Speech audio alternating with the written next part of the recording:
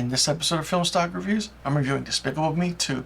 Despicable Me 2 is the sequel to the 2010 animated hit Despicable Me. This sequel came out in 2013 and it's from Illumination Entertainment, and the film stars the voices of Steve Carell, Kristen Wiig, Benjamin Bratt, Miranda Cosgrove, Russell Brand, and Ken Jeong. Now, the movie tells the story of Lucy Wilde, played by Kristen Wiig. Now, Kristen Wiig does return to voice a role in this, but it's different from the role she voiced in the first film. In this one, she is more so of the front and center. So she recruits Gru to the AVL, the Anti-Villain League, to try and defeat El Marchio, the other big supervillain in the world, and who reportedly died by riding a shark, evidently, into an active volcano. And it's a whole myth and lore to it.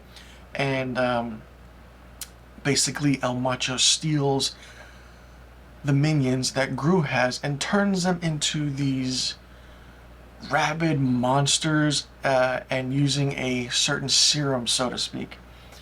The movie is really interesting, it's really fun, and the movie is 98 minutes, 3 minutes longer than the first film.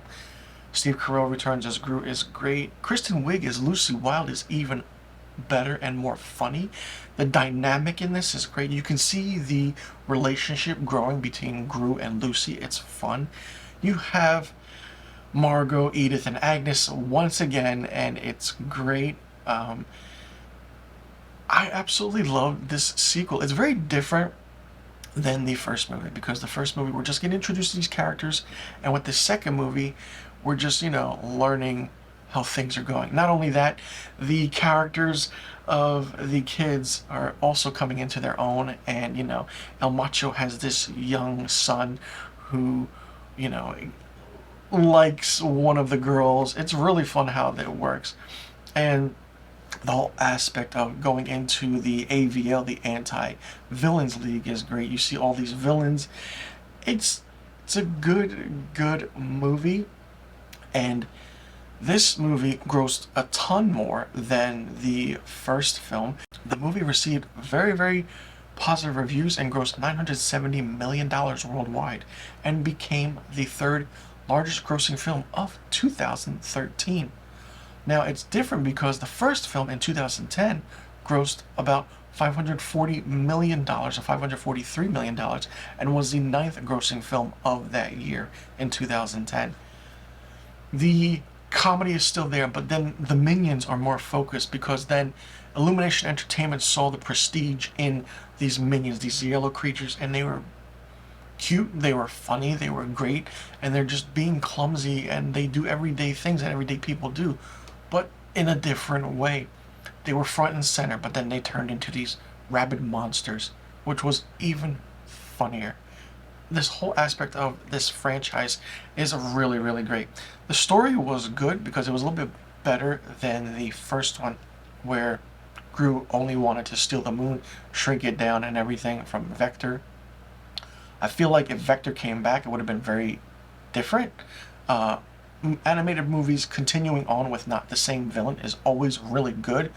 Having a new threat to the main character is always fun, because it gives you a dynamic of what they can do in a film aspect, as to, okay, they already defeated this character, the bad guy, let's see what they can do.